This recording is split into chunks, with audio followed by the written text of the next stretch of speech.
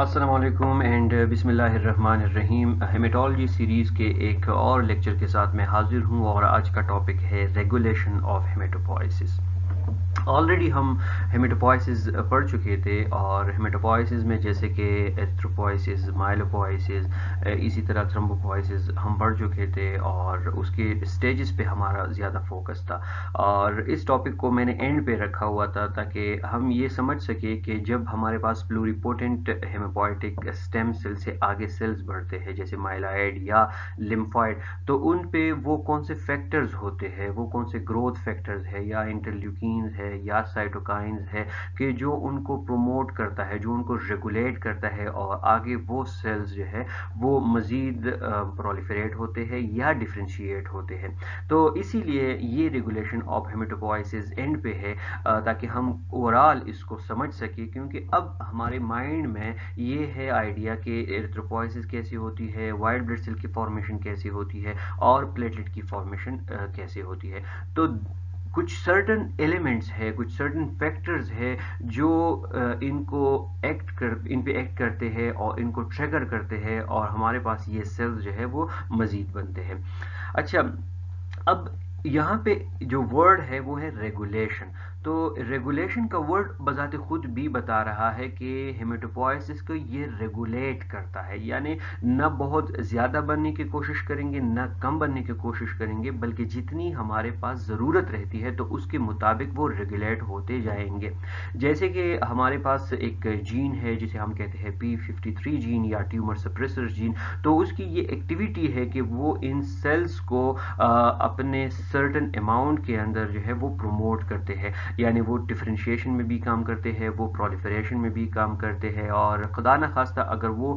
Tumour suppressor Jain جو ہے وہ آنکوجین کے اندر کنورٹ ہو جاتا ہے تو پھر یہ جو ریگولیشن ہوتی ہے وہ ختم ہو جاتی ہے اور وہاں پہ ایب نارمل پرولیفریشن یا ایب نارمل ہیمیٹوپوائسس یا ایب نارمل سیل پرولیفریشن جو ہے وہ سٹارٹ ہو جاتی ہے، جو کہ بالکل ایک ڈفرینٹ سینیریو کریٹ ہو جاتا ہے اور اس سینیریو کو ہم جو ہے وہ کینسر کہتے ہیں. تو اسی لیے نارمل سیلز جب بنتے ہیں تو نارمل جیسے ہیمیٹوپوائسس ہو رہی ہوتی ہے تو اس میں ریگولیشن بھی ہوتی ہے اور وہ ریگولیشن جو ہے یہ بہت ساری چیزوں کو ریگولیٹ کرتا ہے، جیسے سیل کی پرولیفریشن ہو گئی، سیل کی میچوریشن ہو گئی اور پھر اسی سیل کی جو ڈیتھ ہے، جو پروگرام سیل ڈیتھ ہے جسے ہم اپوپٹوسس کہتے ہیں یا ایرپٹوسس کہتے ہیں اس کو ہیمیٹالوجی میں. تو وہ سارے کے سارے ایک سرٹن سگنل کے نیچے جو ہے وہ رہتے ہیں. اسی لیے یہاں پہ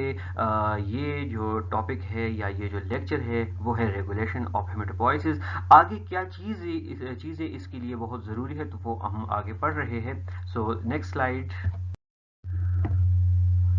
اوکے، اس سلائیڈ پہ اگر دیکھ لیا جائے تو ہمارے پاس کچھ فیکٹرز ہوتے ہیں جو کہ سٹیم سیلز پہ ایکٹ کر لیتے ہیں. جیسے اگر میں کہوں کہ سٹیم سیل کے اوپر یعنی پلوریپوٹنٹ سٹیم سیل کے اوپر انٹرلیوکین 3 اور انٹرلیوکین 6 جب اس کو ٹریگر کرتے ہیں تو ہمارے پاس مائلائڈ سٹیم سیل جو ہے وہ بن جاتا ہے. اب یہ جتنی ریگولیشن ہوتی ہے تو اس میں سے ان کی سیلف رینیول بھی ہوتی ہے، یعنی یہ انٹرلیوکین جہاں سے ریلیز ہوں گے تو ان کی ایکٹیویٹی کو پروموٹ کریں گے اور وہ یہ سیلف رینیول کے پروسیس سے بھی گزرے گا اور پھر وہی ڈفرینشیشن جو ہے وہ بھی کاز ہو جائے گی. یعنی ان کو جو سگنلز آ رہے ہیں وہ اس کو رینیول بھی کر رہے ہیں، وہ اپنی طرح ہی سیل بنا رہا ہے جو کہ خود آگے جا کے وہ سیم سچویشن کاز کر رہا ہے اور اس کے اندر ڈفرینشیشن بھی ہو رہی ہے جو کہ ڈفرینٹ پروجینیٹر سیلز کے اندر جو ہے وہ ہو رہی ہے، جیسے کہ ریڈ بلڈ سیل کی پروجینیٹر سیلز ہے یا وائٹ بلڈ سیلز کے ہے یا پلیٹلیٹ کے ہے. تو یہ کنٹرول ہوتے ہیں بیسیکلی اور ان کے اوپر کچھ ہیومرل ریگولیشن ہوتے ہیں، کچھ فیکٹرز ہوتے ہیں. جیسے میں نے ایک مثال دی کہ انٹرلیوکین 3 اور انٹرلیوکین 6 جو ہے وہ پروموٹ کریں گے اس پہلے والے سٹیپ کو. اب آگے جاتے ہیں اور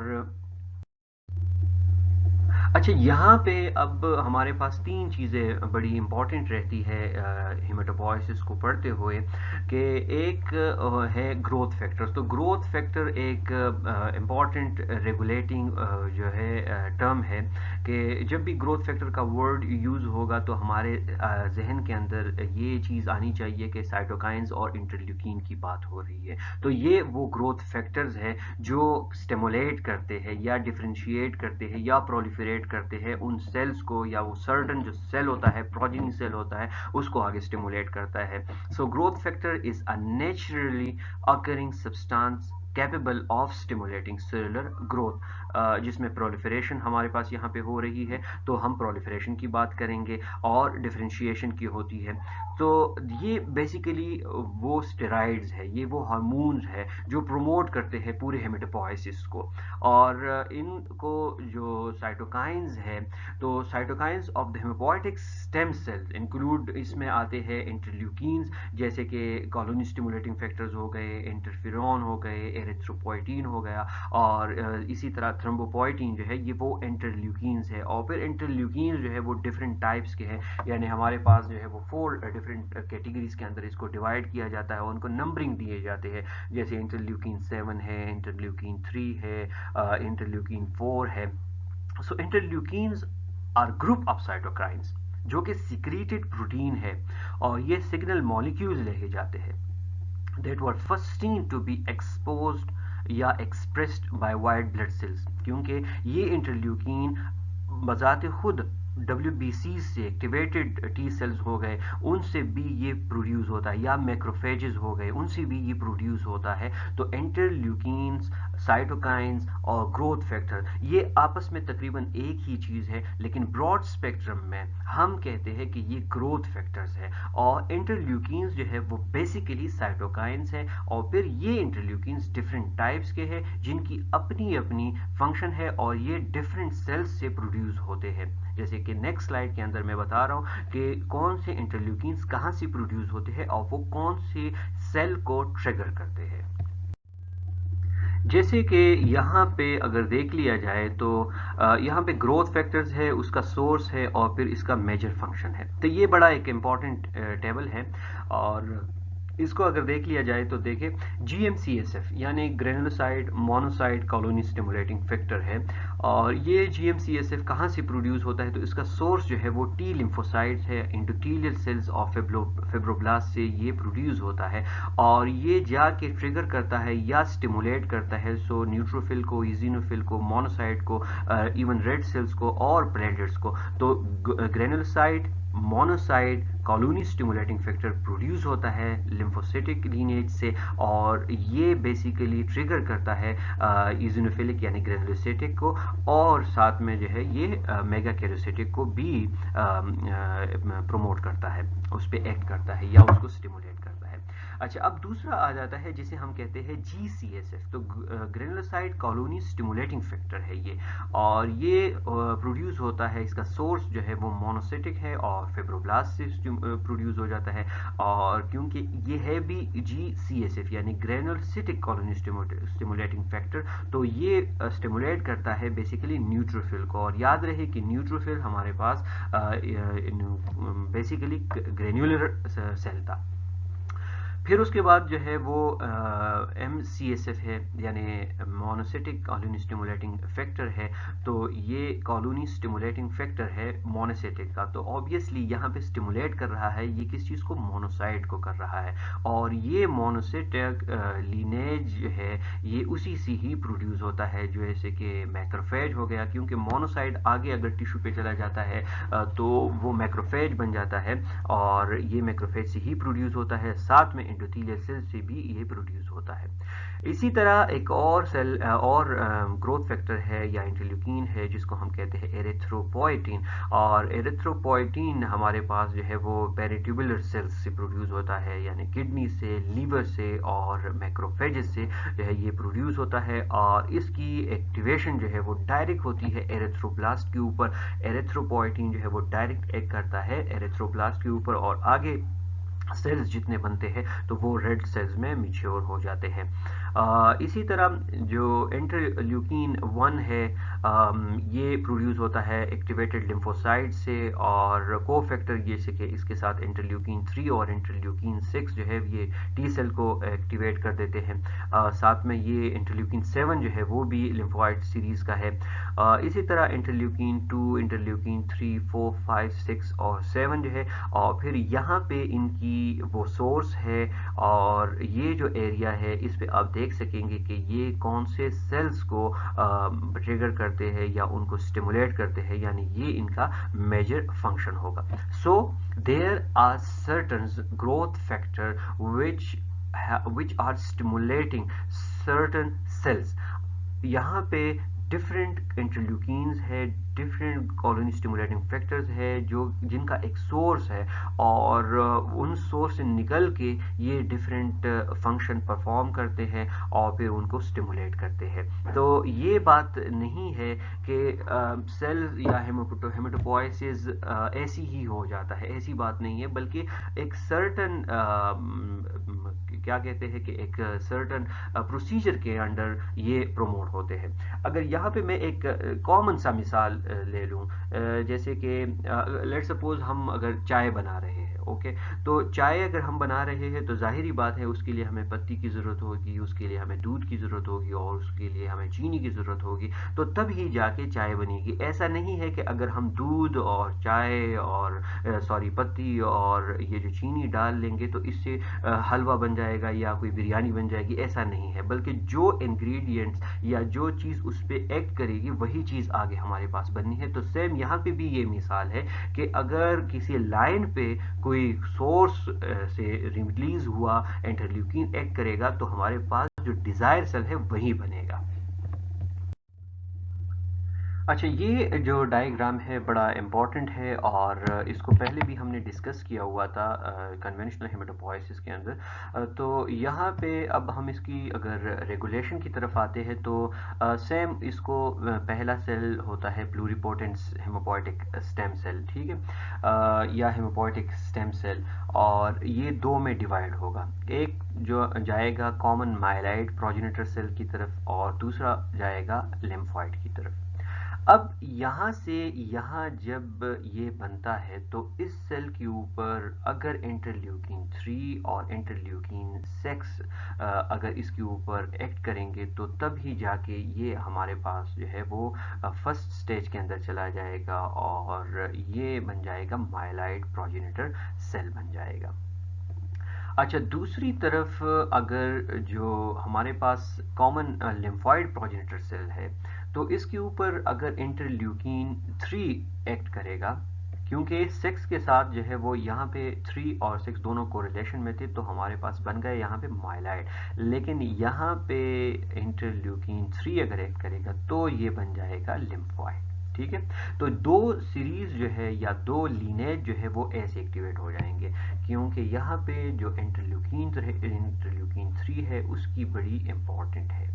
اب آگے یہاں پہ اس سیل کو اگر لے لیتے ہیں، یعنی CFUGEMM، یہ وہ والا سیل ہے یا یہ وہ بلاسٹ ہے جس سے بہت سارے سیل جو ہے وہ بنتے ہیں. صرف اور صرف اس سے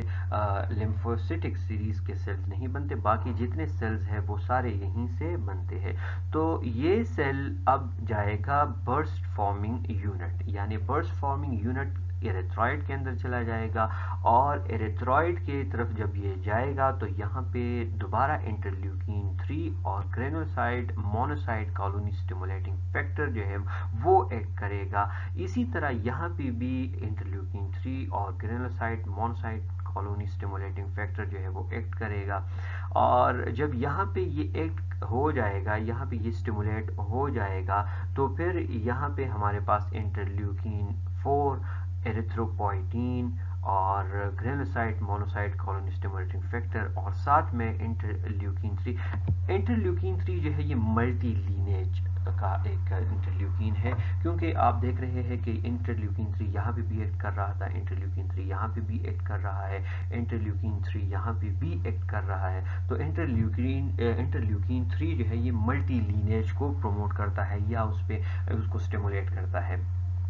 اچھا یہاں پہ اب جب ایریتھروپوئٹین یہاں پہ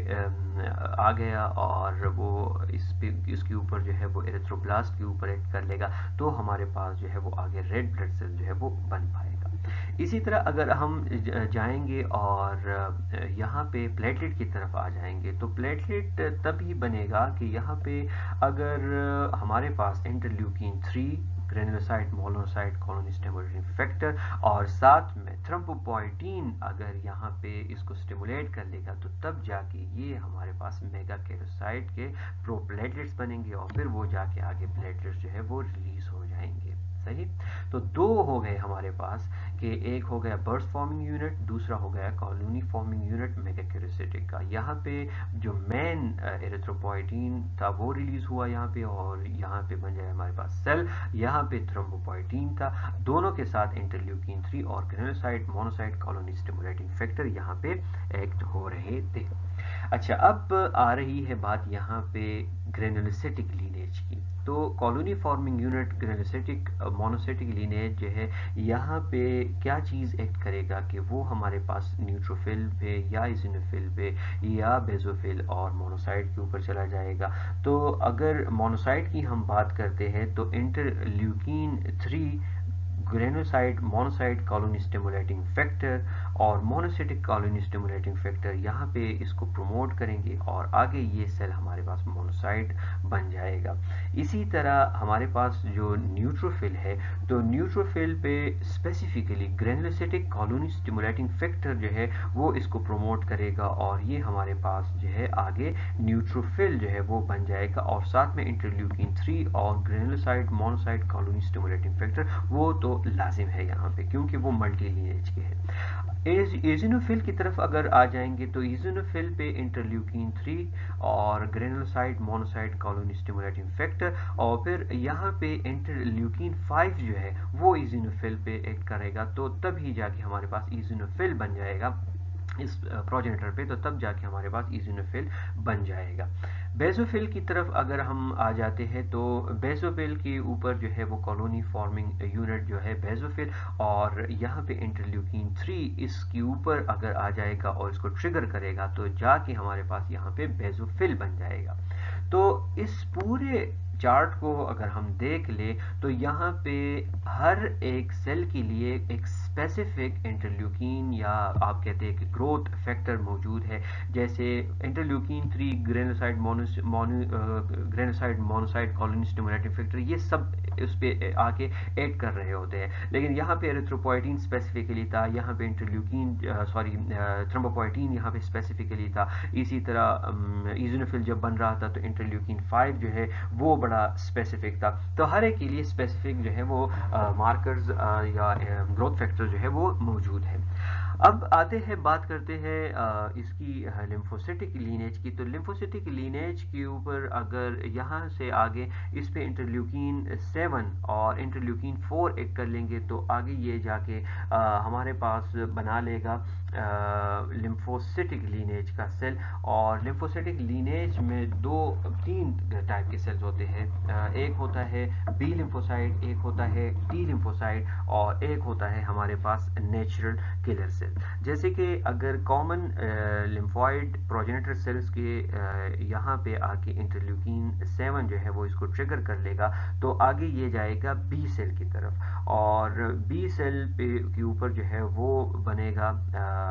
بی سیل کے اوپر وہ ٹریگر کرے گا انٹرلیوکین 4 جو ہے وہ اس کے اوپر ایکٹ کرے گا اور آگے یہ جو ہمارے پاس سیل ہے تو اس کے اوپر انٹرلیوکین 7 جو ہے وہ اس کو ٹریگر کر لیں گے اور پھر ٹی سیل جو ہے وہ تائمس میں جا کے چلا جائے گا, وہاں پہ وہ میچیور ہو جائے گا جیسے کہ T4 اور 8 CD4 CD8 سیل جو ہے وہ بن جائیں گے اور پھر وہ آگے ایکٹیویٹ ہو کے ہیلپر ٹی سیل اور پھر جو سائٹوٹاکسک ٹی سیل جو ہے وہ بن جائیں گے. ساتھ میں اگر بی لیمفوسائٹ جو ہے وہ آگے بن رہا ہے تو پلازما سیل جو ہے وہ آگے بن سکتا ہے. تو اس پورے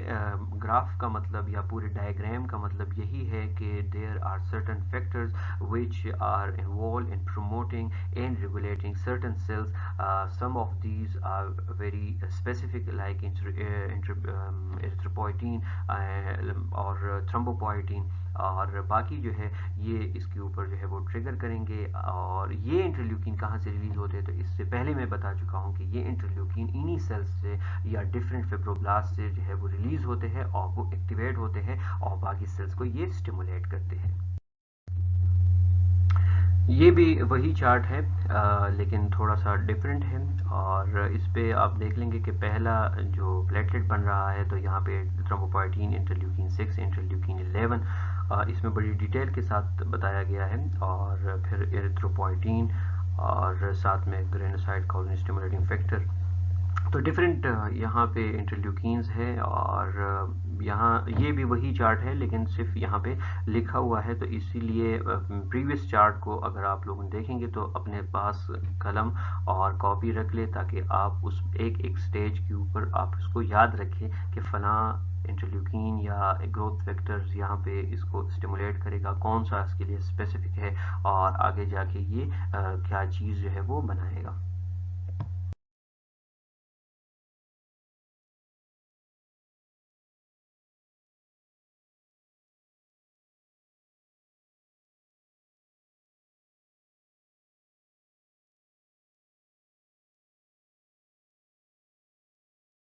اوکے, اس پکچر کو اگر ہم دیکھ لیں تو ایریتھروپوائٹین جو ہے وہ پروڈیوس ہو رہا ہے کڈنی سے اور یہ جا رہا ہوتا ہے ہیموپوائٹک سٹیم سیلز میں پرو ایریتھروبلاسٹ کے اوپر, یہ ایگ کر لیتا ہے اور پھر آگے یہ اسٹیمولیٹ ہو جاتا ہے انٹرلیوکین 3 کے ساتھ اور گرینوسائڈ مونوسائڈ کالون اسٹیمولیٹنگ فیکٹر کے ساتھ اور پھر بن جاتا ہے ریڈ بلڈ سیل. اب اگر آکسیجن کی ٹینشن جو ہے وہ کم ہے, آکسیجن سچوریشن کم ہو گئی یا ہائپوکسیا کاز ہو گیا, جب ہائپوکسیا کاز ہو جاتا ہے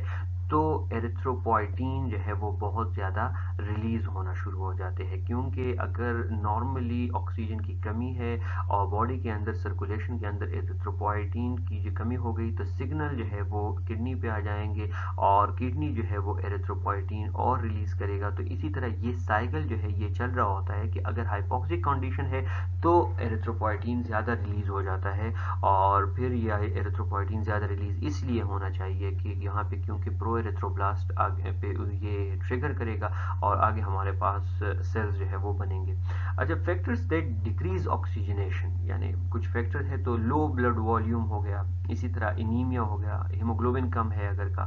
کسی کا پور بلڈ فلو ہو گیا یا کچھ پلمنری ڈیزیز ہے تو اس سچویشن کے اندر جو ہے آکسیجنیشن کی کمی ہو جاتی ہے. اور جب آکسیجن کی کمی ہو جاتی ہے تو یہاں پہ یہ پرابلم جو ہے وہ کریٹ ہو سکتی ہے اور پھر آگے جا کے یہ سائیکل جو ہے یہ کمپلیٹ ہوتا ہے. یہ وہ فیکٹرز ہے کہ جس میں ہمارے پاس ایریتھروپوائٹین کی سیکریشن جو ہے وہ انکریز ہو جاتی ہے. تو یہ لسٹ ہے اور جیسے ایسٹروجین ہو گئے اور تھیوپائلین جو ہے یہ ایون انہیبٹ کرتی ہے ایریتھروپوائٹین کی سیکریشنز کو. تو یہ اس کو اگر دیکھ لیا جائے تو یہاں پہ انہیبیشن کے دوران جو ہے وہ انیمیا کاز ہو سکتا ہے اور اگر بہت زیادہ یہ پروڈیوس ہو جاتے ہیں تو پھر پولیسائتھیمیا کے بھی کازز جو ہے وہ آ سکتے ہیں. لیکن یہ کچھ فیکٹرز ہیں جو کہ ایریتھروپوائٹین کو انکریز کرتے ہیں اور ایریتھروپوائٹین کی سیکریشن کو انہیبٹ کرتے ہیں. The main function of erythropoietin during erythropoiesis or hematopoiesis is the formation of pronormoblast from stem cell, and this is the important factor. And it's also speed up the differentiation through various stages of erythropoiesis. بڑا important ہے یہ کہ اس کی پہلی بات یہ ہے کہ اس کی فارمیشن جو ہے وہ یہی کرتا ہے ایریتھروپوائٹین, اور دوسری بات یہ ہے کہ اس پورے سٹیج کو یا اس پورے میچوریشن کو سپیڈ اپ کون کرتا ہے تو وہ بھی ایریتھروپوائٹین کرتا ہے. اور نہ صرف یہاں پہ اس کا رول امپورٹنٹ ہے بلکہ جب ایریتھروپوائسس ہو رہی ہوتی ہے تو نہ صرف سیل جو ہے وہ میچیور ہو رہا ہوتا ہے بلکہ سیل کے اندر ہمارے پاس ہیموگلوبن سنتھسس بھی سٹارٹ ہو چکی ہوتی ہے. تو اس ہیموگلوبن سنتھسس میں ہیم الگ پارٹ تھا اور گلوبن الگ پارٹ تھا, جیسے کہ ہیموگلوبن سنتھسس کی ویڈیو میں میں بیان کر چکا ہوں آلریڈی. تو جو ہیم بنتا ہے، تو ہیم جیسی بنتا ہے تو اس کا پورا ایک سائیکل ہے، ایک اسٹیپس وائز ہے کہ ہمارے پاس وہاں پہ ایک انزائم ہوتا ہے جس کو ہم کہتے ہیں ڈیلٹا امائنو لیولینک ایسڈ سنتھیز. یہ انزائم جو ہے یہ ایک بڑا امپورٹنٹ رول ہے اس کا. تو یہ انزائم بھی کون بناتا ہے؟ یہ بیسیکلی ایریتھروپوئٹین کرتا ہے. اور اسی طرح ایکشن آف ایڈینائل سائیکلیز ہو گیا، اور ساتھ میں جو ٹرانسپرین ریسپٹرز ہے تو وہ بھی ایریتھروپوئٹین ہی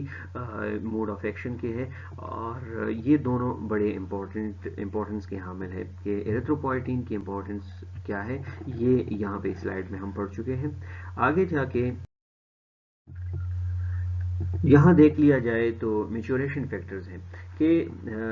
کچھ فیکٹرز ہے، جیسے کہ پہلے میں نے بتایا کہ لیور میں ہمارے پاس ان کی سٹوریج ہوتی ہے بیسیکلی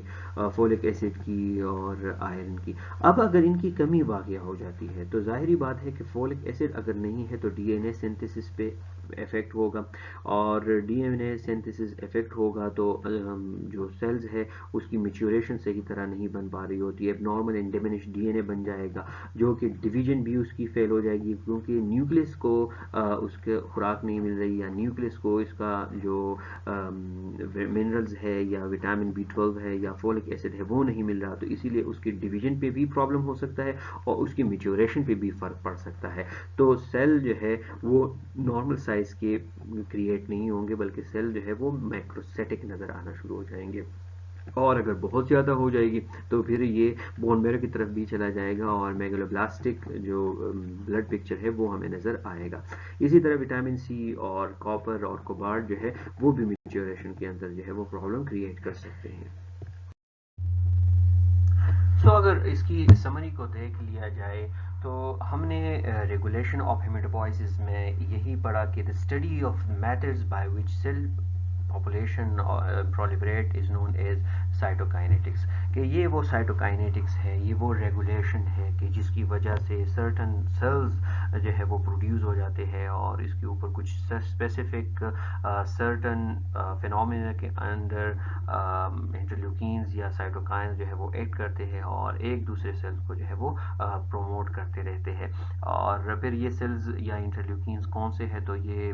بائی نمبر تھے 1 2 3 4 5 6 7 اور ڈفرینٹ سورس تھا ان کا کہ کہیں کہیں سے یہ پروڈیوس ہو رہے ہیں اور کون سی جگہ سے یہ پروڈیوس ہے، اور پھر یہ جا کے کون سے سیلز کے اوپر جو ہے وہ ایکٹ کر لیتے ہیں، ان کو ٹریگر کر لیتے ہیں، اور یہ ہیمیٹوپوائسس جو ہے یہ چل رہی ہوتی ہے. تو یہ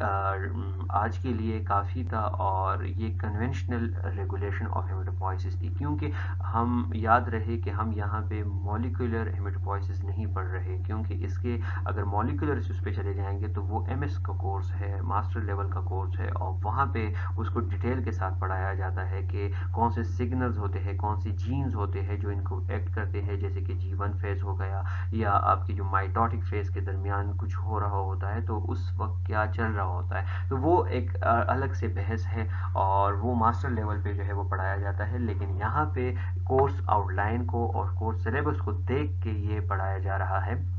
اور اس کو آپ لوگ لازم دیکھ لیں. ایگزامینیشن پوائنٹ آف ویو سے بڑا امپورٹنٹ ہے، اس کے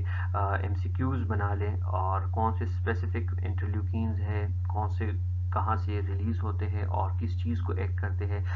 اسی طرح ایریتھروپوائسس اور ایریتھروپوئٹین کا آپس میں کیا تعلق تھا. تو یہ بہت ساری چیزیں آج کے ٹاپک میں ہم نے پڑھی، اور امید ہے کہ آپ لوگ اس کو سیکھ بھی لیں گے اور ایگزامینیشن میں کوئی پرابلم آپ کو نہیں ہوگی، کیونکہ آپ لوگوں کا ایگزام قریب آ رہا ہے اور آپ نے محنت کرنی ہے. سو گڈ لک اور thank you very much and stay blessed.